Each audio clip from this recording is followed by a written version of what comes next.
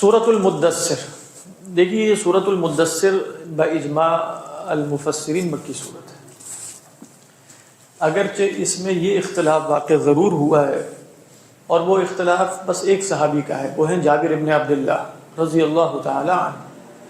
ان کا اختلاف یہ واقع ہوا ہے جو ابو سلمہ رضی اللہ تعالی عنہ نے ان سے روایت کیا ہے کہ وہ فرماتے تھے کہ پہلی وحی یا ایھا المدثر، اور اس میں وہ حدیث کوٹ کرتے ہیں، وہ بھی بخاری اور مسلم کی ہے کہ اللہ کے رسول صلی اللہ علیہ وسلم نے فرمایا کہ جاورت حرا شہرا، کہ میں ایک مہینہ جیسے حرا میں رہا، اور پھر اس کے بعد ثم نزلت، تو پھر میں اترا، تو پھر مجھے آواز سنائی دی، تو میں نے دائیں طرف دیکھا، پھر سامنے افق پہ جو ہے وہ سیدنا جبرائیل علیہ السلام نظر آئے، اور پھر میں گھر آیا تو میں نے کیا کہا، زملونی زملونی فنزل یا ایھا المدثر قم فانذر۔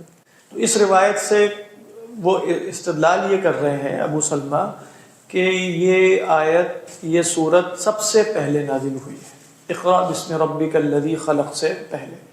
جمہور امت کا قول سیدہ عائشہ رضی اللہ تعالی عنہ کی روایت کے پیش نظر، جو بخاری کی پہلی روایت ہے آپ جانتے ہیں، اس میں اقرأ بسم ربک الذی خلق کا ذکر ہے، اور اس کا بھی ذکر ہے یا ایھا المدثر کا، لیکن وہ کیا ہے، وہ فترت وحی کے بعد پہلی سورت ہے۔ تو اکثر علماء نے کہا کہ ان کو جمع کرنا بہت آسان ہے، ان روایات کو، ان میں حقیقی تعارض نہیں ہے۔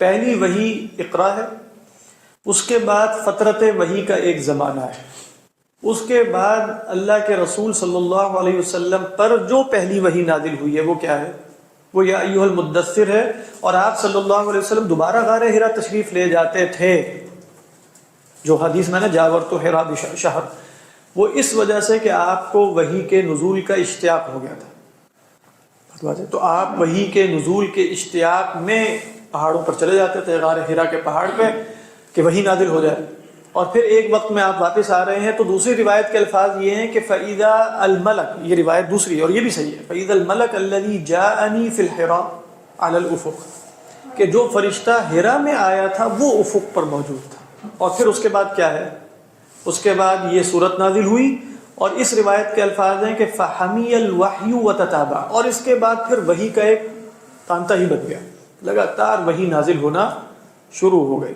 تو صحیح تر قول یہ ہے کہ پہلی وحی اقرأ بسم ربک الذی خلق ہے، اور یہ فترت وحی کے بعد پہلی وحی ہے۔ اس وحی کے ذریعے نبی اکرم صلی اللہ علیہ وسلم کی رسالت کی ابتدا ہوئی، اور اس وحی کے ذریعے آپ صلی اللہ علیہ وسلم کی نبوت کا آغاز ہوا۔ بات بات تو یا جی کس کی، اس کی ولی ربی کا فصبر، ولی ربی کا فصبر، یہ جو آیات ہے نا، یہ فترت وحی کے بعد نازل ہوئی۔ کون سی؟ پہلی 7 آیات، ولی ربی کا فصبر یا ایھا المدثر۔ یہ ہم سورہ مزمل میں بھی دیکھ چکے ہیں کہ تدثر ہے، اصل میں مدثر جو ہے وہ متدثر ہے، اور مدثر کا مطلب ہوتا ہے اپنے اوپر کپڑا اوڑھنا، دثار سے ہے، یہ کہاں سے نکلا ہے، دثار۔ دثار وہ کپڑا ہے جو انسانی بدن سے لگ رہا ہو، تو اے کپڑے میں لپٹنے والے، یا ایھا المدثر۔ جن علماء نے وہ روایت لی ہے انہوں نے بتایا یا ایھا المدثر اصل میں آپ صلی اللہ علیہ وسلم سے خطاب ہے، آپ کی حالت کے اعتبار سے، کیونکہ آپ نے اس پر کپڑا اوڑھا ہوا ہے، تو کہا جا رہا ہے یا ایھا المدثر۔ اس میں تلطف ہے، اس میں کوئی زجر نہیں ہوتا، اس میں عتاب نہیں ہوتا، بلکہ محبت کا ایک پیرایا ہے کہ جو حالت ہے محبوب کی، اس حالت میں اس سے خطاب کیا جائے، تو یا ایھا المدثر۔ بعض نے کہا کہ مدثر، اور یہ تفاسیر آپ کو بہت ساری ملیں گی، مدثر سے مراد مدثر بأعباء الرسالۃ، اے رسالت کے بوجھ تلے دبنے والے، قم فانذر، کھڑے ہو جاؤ اور اب رسالت کا کام کرو۔ بات ہے، یہ بھی ہو سکتا ہے، لیکن صحیح تر قول وہی ہے کہ جب آ گیا دثرونی دثرونی ایک روایت میں، اور ایک روایت میں زملونی زملونی، اور اس کے بعد یا ایھا المدثر نازل ہوئی، صحیح روایات میں موجود ہے، تو مدثر کو اس کے حقیقی ظاہری معنی پر محمول کرنا چاہیے، کیونکہ حقیقی ظاہری معنی میں کوئی استحالہ تو ہے نہیں، تو خام خواہ اس ظاہری معنی سے غیر ظاہری معنوں کی طرف صرف نہیں کرنا چاہیے آیت کو، واللہ اعلم۔ تو یا ایھا المدثر، کیا ترجمہ؟ اے مدثر، اے کپڑے میں لپٹنے والے، قم فانذر۔ دیکھیے وہاں تھا قم اللیل الا قلیلا، وہاں گویا اللہ سے تعلق کا بیان تھا، اور یہاں دعوت کا جو بوجھ ہے، جو آبائے رسالت ہے، اس کا بیان آ گیا. قم کھڑے ہو جاؤ، فانذر پس انذار کرو، ڈرا کرو. دیکھیں یہاں یہ نہیں بتایا علماء نے کہا کہ کس سے ڈرا دو، تو انذار کا جو متعلق ہے وہ محذوف ہے. تو جب انذار کا متعلق محذوف کر دیا تو گویا اس میں بھی غائب درجے کا عموم پیدا ہو گیا. فانذر توحید سے بھی ڈراؤ، توحید سے بھی ڈرایا جاتا ہے. ہاں توحید سے بھی قرآن مجید میں ہے ان انذروا انہ لا الہ الا انا فاتقون. آخرت سے بھی ڈرایا جائے گا کہ قیامت آنے والی ہے، اللہ کے عذاب سے بھی ڈرایا جائے گا، سب چیزیں ہیں. تو انذار میں سارا کچھ شامل ہے. توحید میں انذار بھی ہے، توحید میں انذار بھی ہے، تبشیر بھی ہے. تو قم فانذر. پھر یہاں علماء نے یہ بات بیان کی ہے کہ رسول اللہ صلی اللہ علیہ وسلم کے افعال میں انذار مقدم ہے، تبشیر مؤخر ہے. آپ کے اسماء میں ہمیشہ تبشیر مقدم ہے اور انذار مؤخر. یعنی فعل آپ نے پہلا کون سا کیا ہے؟ انذار کا. لیکن آپ کے اسماء گرامی میں پہلا اسم کون سا ہے؟ مبشر کا. یا ایھا النبی انا ارسلناک شاہدا ومبشرا ونذیرا رسلا مبشرین ومنذرین. اسی طرح قرآن میں اور مقامات پر بھی ہے. تو مبشر ہمیشہ پہلے ہے. کہا کہ تبشیر حقیقی مقصود ہے، انذار اس تبشیر کا وسیلہ ہے. انذار حقیقتاً مقصود نہیں ہے، ڈرانا تھوڑی مقصود ہوتا ہے. بلکہ کیا مقصود ہے کہ ڈرنے کے نتیجے میں وہ ڈر کے بات مان جائے تو اسے خوشخبری دی جائے. تو جو غرض ہوتی ہے وہ پہلے آتی ہے یا غرض مؤخر ہوتی ہے؟ جو حقیقی غرض ہوتی ہے وہ مؤخر ہوتی ہے. جو فائنل کاز ہوتی ہے وہ علت غائیہ ہوتی ہے، اور غایت ہمیشہ بعد میں آتی ہے. لیکن اس غایت تک پہنچنے کا وسیلہ ہمیشہ مقدم ہوگا. تو انذار تبشیر کا وسیلہ ہے، اور تبشیر کیا ہے؟ فی نفسی ہی مقصود ہے. تو قم فانذر، تو پس کھڑے ہو جائیے اور ڈرائیے. وربک، اور یہاں پھر علماء وہ مثال بھی دیتے ہیں نا، وہ سب واضح سی مثال ہے کہ ایک شخص جو ہے وہ چلتا ہوا جا رہا ہے، گڑھے میں گرنے کے قریب ہے، تو اس کو کیا کیا جائے گا؟ اس کو چیخ کے ڈرایا جائے گا نا کہ گڑھے میں گرنے سے بچو. اس کو کوئی میٹھی میٹھی خوشخبریاں تو نہیں سنائی جائیں گی کہ میں بتاتا ہوں کہ اگر آپ یہاں رک جائیں گے تو آپ کو کیا کیا فوائد حاصل. اس طرح نہیں کہا جائے گا، اس کو ڈرایا جائے گا. قم فانذر وربک فکبر، اور اپنے رب کو فکبر. دیکھیے ایک تو اس میں یہ ہے کہ وربک فکبر، یہ بھی کہا جا سکتا تھا کبر ربک، یہ بھی کہا جا سکتا ہے وربک کبر، یہ بھی ٹھیک ہے. وربک کبر، کبر. یہاں کیا فرمایا؟ وربک فکبر. یہاں علماء میں آراء مختلف ہوئی. ایک رائے یہ ہے کہ فا زائدہ ہے، جیسے زجاج ہیں اہل لغت میں سے، وہ فرماتے ہیں کہ فا کیا ہے؟ زائدہ. وربک کبر ہی مراد ہے، یعنی کبر ربک مراد ہے. امام زمخشری علیہ الرحمہ کہتے ہیں کہ یہ اصل میں ایک معذوف شرط کا جواب ہے. وَرَبَّكَ فَكَبِّرْ کا مطلب وَرَبَّكَ مَهْمَا فَعَلْتَ فَلَا تَتْرُكْ تَكْبِيرًا، جو بھی کرو، یعنی اللہ کے ساتھ بہت تعلق قائم کرنا ہے. یہ بھی محبت بھی ہے، خوف بھی ہے، رجا بھی ہے، یہ سب بھی ہوگا، لیکن یہ ضرور ہونا چاہیے. مَهْمَا فَعَلْتَ، بہت بات ہے. مہما فعلت فلا تترك التکبیر، یعنی مہما فعلت فکبر، یعنی ربک مہما فعلت فکبر. کیا ترجمہ اس کا بنے گا صحیح طرح کر کے؟ ہاں وہ تو ٹھیک ہے، لیکن وہ یہ والا جو معنی ہے نا، یہ شاید مشکل سے ہی آئے گا. اور اپنے رب کی ہاں تکبیر تو کرنی ہی کرنی ہے. یہ امام زمخشری کا معنی یہ ہے جو وہ بیان کرنا چاہ رہے ہیں. وہ کیا ہے؟ ہاں رب کا، اپنے رب کی ہاں تکبیر تو کرنی ہی کرنی، یعنی جو بھی کرو تکبیر نہیں چھوڑنی، یعنی تکبیر تو کرنی ہی کرنی. یہ معنی ان کا ہے اگر وہ اس کو ترجمے میں کسی طرح لایا جائے. اللہ اعلم. جی جی سر یہ واو عطف کا ہے کہ حال کا، حال کا بھی ہو سکتا ہے. فانذر وربک فکبر کیسے حال کا بنے گا؟ یعنی حال میں ان کو ڈراؤ کہ اللہ کی بڑائی بیان کریں، یعنی ان کو بڑا اللہ کی بڑائی بیان. دیکھیں اس میں عطف جو ہے نا، مطلب یہ فعل امر آ رہا ہے نا، فعل امر. تو ہمارے سامنے بالکل واضح سی بات ہے کہ دو فعل امر کا ایک دوسرے پر عطف ہے. یعنی آپ دیکھیں کبر انذر، یہ جو رب کا ہے یہ تو مفعول بھی مقدم ہے. اس کو کوئی حال کی وجہ سے ہم یعنی وَأَنذِرْ وَرَبَّكَ. دوسرا یہ کہ جو مطلب جب آپ واؤ کے ذریعے کوئی جملہ حالیہ لے کر آتے ہیں تو ایک ضمیر ہونی چاہیے بیچ میں جو واپس لوٹے. بات واضح.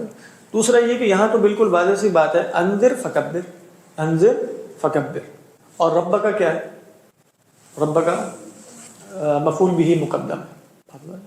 اس میں یہ وجہ رب کا قبر جو ہے وہ تھوڑا سا بولنے میں بھی وہ ہے، اور جیسے پیچھے بھی رعایت فواصل کی وجہ سے بھی. ہاں، ہو رعایت فواصل بھی وجہ ہے. اس لیے جو زجاج کی رائے ہے وہ ان دی اینڈ رعایت الفواصل کی طرف لوٹتی ہے، کیونکہ جب وہ کہہ رہے ہیں زائدہ ہے تو زائدہ کا مطلب یہ ہے کہ بس تاکید کے لیے آیا ہے، اور مطلب کوئی الگ سے اضافی معنی نہیں دے رہا. اضافی معنی وہ ہوتا ہے جو جس کو آپ کہتے ہیں نا، ایک ہوتی ہے تاکید، ایک ہوتی ہے تاسیس. تاسیس ہوتا ہے نیا معنی پیدا کرنا، تاکید میں نیا معنی کوئی پیدا نہیں ہوتا. تاکید تو محض اسی معنی کی تاکید ہوتی ہے. تو جب وہ زائدہ کہتے ہیں تو زائدہ کہنے میں یہ مراد نہیں ہوتی کہ وہ زائدہ ہی ہے، بالکل مراد ہے کہ وہ تاسیس نہیں ہے بلکہ کیا ہے؟ تاکید. لیکن اگر آپ امام زمخشری کی رائے لیں گے تو وہ کیا کہہ رہے ہیں کہ یہ تاسیس ہے نہ کہ تاکید. تو تاسیس کیسے ہوئی؟ کوئی وجہ بیان کرنی پڑے گی. تو کہیں گے یہ جیسے اس میں شرط کا ایک مفہوم سا آ گیا. یہ نہیں ہم کہہ رہے کہ شرط ہے لازماً، لیکن شرط کا مفہوم ایسے آ گیا کہ ہاں اپنے رب کی تو تکبیر تو کرو ہی کرو، یہ مفہوم پیدا ہو گیا. یہ فا الٹیمیٹلی میں نے کبھی آ سکتا ہے نا، الٹیمیٹلی میں فانزل کرنے کے بعد جب فارغ ہو جاؤ تو پھر تکبیر کرو. الٹیمیٹلی تکبیر کرنی ہے. نہیں وہ اصل میں تو پھر تو یہ ہوگا کہ یہ انذار کے بعد تکبیر کو ذرا پوسٹ پون کر دیا جائے.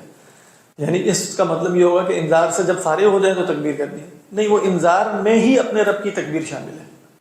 یہ بات ذہن میں رہے، انذار میں اپنے، کیونکہ تکبیر ان ماذا، بات ہے. یعنی تکبیر کا مطلب کیا ہوگا کہ یعنی کبر یکبروا میں اگر آپ ترجمہ یہ لیں گے کہ بڑا کرو، تو تکبیر عربی زبان میں یعنی جب آپ کہہ رہے ہیں انا اکبر فلانا، بڑا کرنے کے لیے نہیں آتی. یہ بات ذہن میں رکھیے گا. تکبیر کا لفظ جو ہے وہ بڑا کرنے کے لیے نہیں آتا، وہ بڑائی بیان کرنے کے لیے آتا ہے. اب ہوا یہ ہے کہ مشرکین مکہ جو ہیں وہ کہہ رہے ہیں کہ بھی خدا ایسا ہے، خدا ایسا ہے، ربوبیت میں بھی شریک کیا، الوہیت میں بھی شریک کیا، خدا کی طرف ایسی صفات کی نسبت کی ہے جو خدا کے شایان شان نہیں ہے، خدا کے لائق نہیں ہے. تو اللہ تعالیٰ کیا فرمایا جا رہا ہے؟ وَرَبَّكَ فَكَبِّرْ عَنْ كُلِّ مَا يَقُولُهُ الْمُشْرِكُونَ.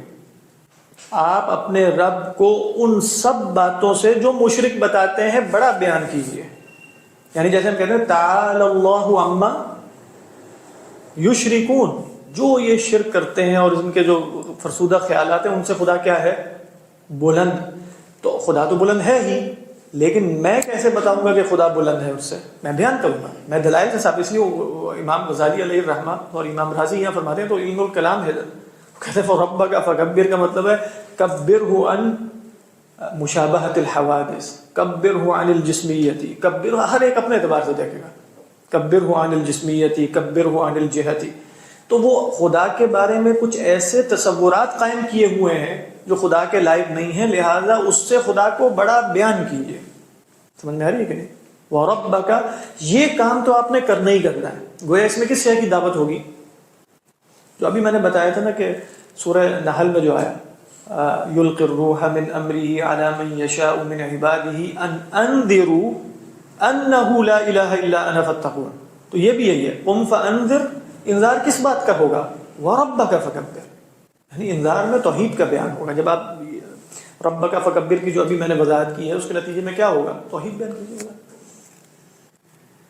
یہ سمجھ میں آ رہی ہے بات؟ کیا ترجمہ آپ کے ہاں؟ اور اپنے رب کی کبریائی کی منادی کریں. ٹھیک، وہی بیان ہے جی. اپنے رب کی بڑائی میں کس اور یہاں کیا ترجمہ؟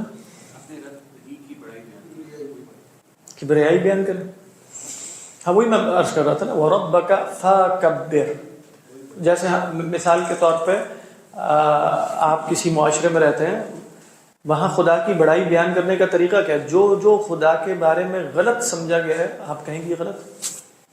سیدھی سی بات ہے، یعنی خدا کے کا صحیح تصور، صحیح عقیدہ یہ بیان کرنا، یہ تکبیر رب.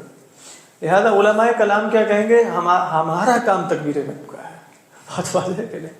وہ تو ہر ایک اپنے خاص اعتبار سے اس کو انٹرپریٹ کرے گا، لیکن اگر آپ لفظ کی دلالت دیکھیں تو یہ کام کرنے والا کون ہے اصلا؟ وَرَبَّكَ فَكَبِّرْ کا وظیفہ کون انجام دیتا ہے؟ علماء عقائد، علماء اصول دین، جن کو آپ متکلمین کہتے ہیں اہل سنت میں. وہ کیا کریں گے؟ وَرَبَّكَ فَكَبِّرْ. جو بھی فرسودہ خیالات پیدا ہوں گے وہ بتائیں گے نہیں، خدا کا حقیقی تعارف یہ ہے اللہ اکبر مما تقولون، یا سبحان ربک رب العزت عما یصفون. یصفون بہت بلند ہے، رب العزت پاک ہے اس سے جو یہ اس کا وصف بیان کرتے ہیں. سبحان ربک رب العزت عما یصفون وسلام علی المرسلین. لماذا سلام علی المرسلین؟ اس لیے کہ مرسلین ہی خدا کی تکبیر کرتے ہیں، وہ وصف بیان نہیں کریں گے جو یہ کر رہے ہیں. وسلام علی المرسلین والحمد للہ رب العالمین.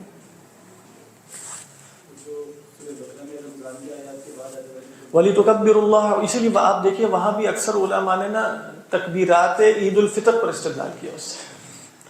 یعنی وہ رمضان کا ذکر ہوا کہ وَإِذَا سَأَلَكَ عِبَادِي عَنِّي فَإِنِّي قَرِيبٌ أُجِيبُ دَعْوَةَ الدَّاعِ إِذَا دَعَانِ فَلْيَسْتَجِيبُوا لِي وَلْيُؤْمِنُوا بِي. نہیں، اس کو آخر میں ہے، اس سے پہلے وَلِتُكَبِّرُ اللَّهَ وَلِتُكْمِلُوا الْعِدَّةَ وَلِتُكَبِّرُوا اللَّهَ عَلَى مَا هَدَاكُمْ. تو کہتے ہیں وَلِتُكَبِّرُوا اللَّهَ عَلَى مَا هَدَاكُمْ فِيهِ دَلَالَةٌ عَلى تکبیرات العید. کیسے؟ یعنی آپ رمضان سے فارغ ہوئے تو اس کے وَلِتُكَبِّرُوا اللَّهَ عَلَى مَا هَدَاكُمْ. تو تکبیر کا مطلب یہی ہے، یعنی تکبیر کا مطلب ان دی اینڈ خدا کی بڑائی بیان کرنا ہے.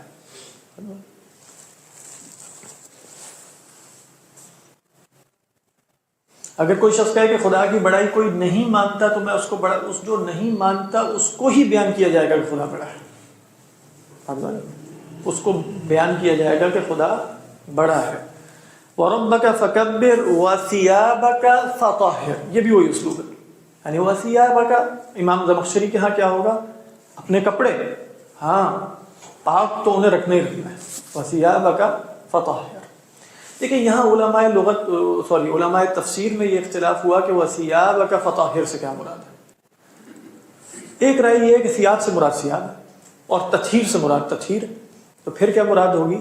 کپڑوں کو نجاست سے پاک رکھیے. یہ بھی سلف سے ثابت ہے. وَثِيَابَكَ بلکہ غالباً ابن جریر الطبری علیہ الرحمہ نے فرمایا کہ یہ اظہر الاقوال ہے، سلف سے زیادہ یہی ثابت ہے. یعنی گویا جس طرح ہمارے ہاں تطہیر قلب ہے اسی طرح تطہیر ثیاب بھی ہے. تو گویا ربک فکبر میں تطہیر قلب تھا، دل میں خدا سے بڑی کوئی شے نہیں ہوگی. وہ ربک فکبر اور خدا ہی کی بڑائی بیان کی جائے گی. تو وہ ثیابک کیا ہے؟ فطہر. یہ ایک رائے. دوسری رائے یہ ہے کہ ثیاب سے مراد ثیاب ہے.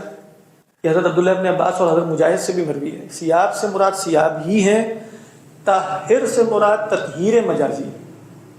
یعنی پہلی رائے میں ہم نے کیا دیکھا؟ ثیاب بھی حقیقت ہے، تطہیر بھی حقیقی ہے.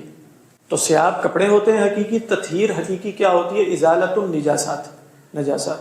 تو کیا کرو؟ کپڑوں کو پاک صاف رکھا کرو. دوسری رائے میں ثیاب حقیقی ہیں، تطہیر کیا ہے؟ مجازی. یہاں حضرت عبداللہ ابن عباس اور حضرت مجاہد نے جب ان سے یہ سوال کیا گیا وَثِيَابَكَ فَطَهِّرْ، تو انہوں نے فرمایا کہ بھئی اگر کپڑا معصیت کے ساتھ پہنا ہوا ہے، معصیت کے ساتھ کپڑے پہننے سے کیا مراد ہے؟ کپڑے کا حصول معصیت کے نتیجے میں ہوا ہے، یعنی حلال کی کمائی نہیں، حرام کی کمائی ہے، تو اس کے کپڑے پاکیزہ نہیں. تو اب یہاں تطہیر سے مراد تطہیر معنوی ہوئی، نہ کہ نجاست حقیقی. یعنی وَثِيَابَكَ فَطَهِّرْ سے مراد کیا ہے؟ اپنے کپڑوں کو پاک رکھیے، یعنی آپ کا جو ملبس ہے وہ حلال کی کمائی سے ہونا چاہیے. تو حلال کی کمائی کی طرف وہ شعر کیا پڑھا انہوں نے؟ وَإِنِّي بِحَمْدِ اللَّهِ، کیا ہے وہ شعر؟ مشہور شعر، ہر ایک نے وہ کوٹ کیا. وَإِنِّي بِحَمْدِ اللَّهِ لَا ثَوْبَ فَاجِرٍ، وَإِنِّي بِحَمْدِ اللَّهِ لَا ثَوْبَ فَاجِرٍ لَبِثْتُ وَلَا ثَوْبَ غَدْرٍ أَتَقَنَّعُ. کہہ رہے ہیں اللہ کے فضل سے میں نے کبھی فجور کا لباس نہ پہنا ہے، نہ دھوکے کا اپنے اوپر کچھ چادر چڑھائی ہے. ولا بغدرۃ اتقن. تو کہتے ہیں ثوب سے مراد وہ کیا لے رہے ہوتے ہیں؟ کمائی حلال اور حرام کی. تو وثیابک فطہر، یہ ایک رائے. تیسری رائے یہ ہے کہ ثیاب بھی حقیقت نہیں ہے، یعنی اور تطہیر بھی حقیقی نہیں. یہ بھی سلف سے مروی. ثیابک فطہر سے مراد ہے نفسک فطہر، نفسک فطہر. اور پھر یہاں بھی کثیر اشعار ہیں کہ عرب جو ہیں وہ ثیاب کا تکنیہ کرتے تھے، کس سے؟ نفس سے. تو یعنی فلان طاہر الثیاب کا کیا مطلب ہے؟ طاہر الذیل کا کیا مطلب ہے؟ ذیل جو پیچھے لٹک رہا ہوتا ہے، طاہر الذیل کا مطلب طاہر النفس. تو وَثِيَابَكَ فَطَهِّرْ ای نفسک فطاہر.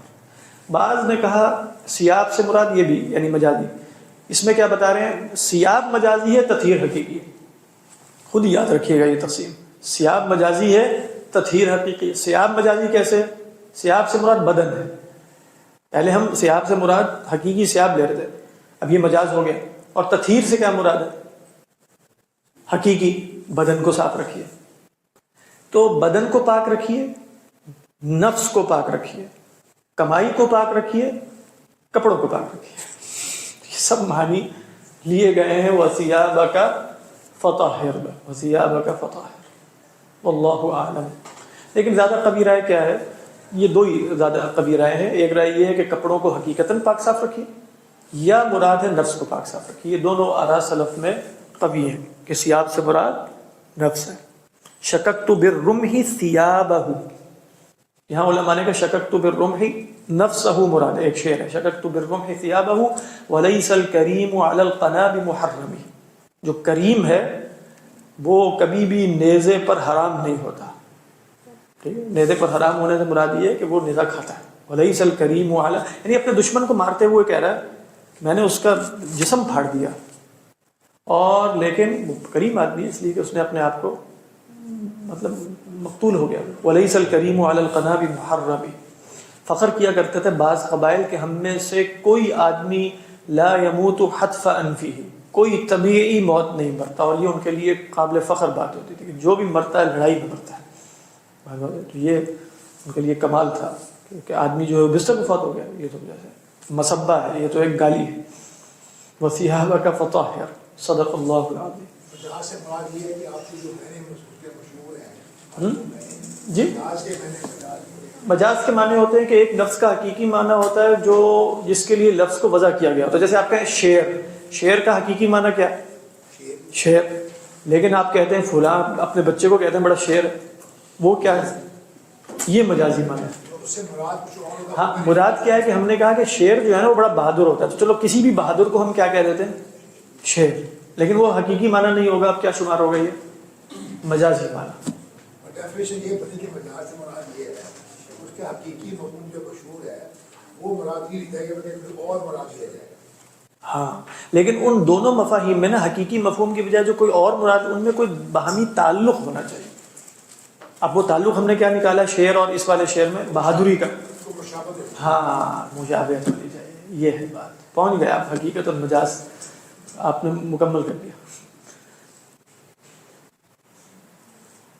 مجاز کا مطلب ہی ایسے کراس کرنا ہوتا ہے. مجاز کا مطلب ہی ہوتا ہے عبور کرنا. یعنی آپ نے حقیقت اور مجاز کا مجاز کر دیا. میں یہ کہہ رہا تھا. اس کا جو معنی بنتا ہے مجاز کا عبور کرنا. ہاں، عبور کرنا. حقیقی معنی سے دوسرے معنی کی طرف عبور کرنا، بیچ میں پل برقرار رکھتے ہوئے، چھلانگ مار کے نہیں. پل جو برقرار رکھا جائے گا وہ کیا ہے؟ وہ علاقہ ہے. ٹھیک.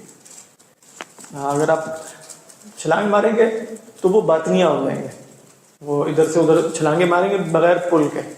یہ باطنیہ کی تفسیر ہے، لیکن نئی ڈیفینیشن سامنے آ رہی ہے. پل کے بغیر چھلانگ ماریں تو یہ باطنیہ ہے، پل کے اوپر سے چھلانگ ماریں تو یہ اہل سنت ہوتا ہے. سبحان.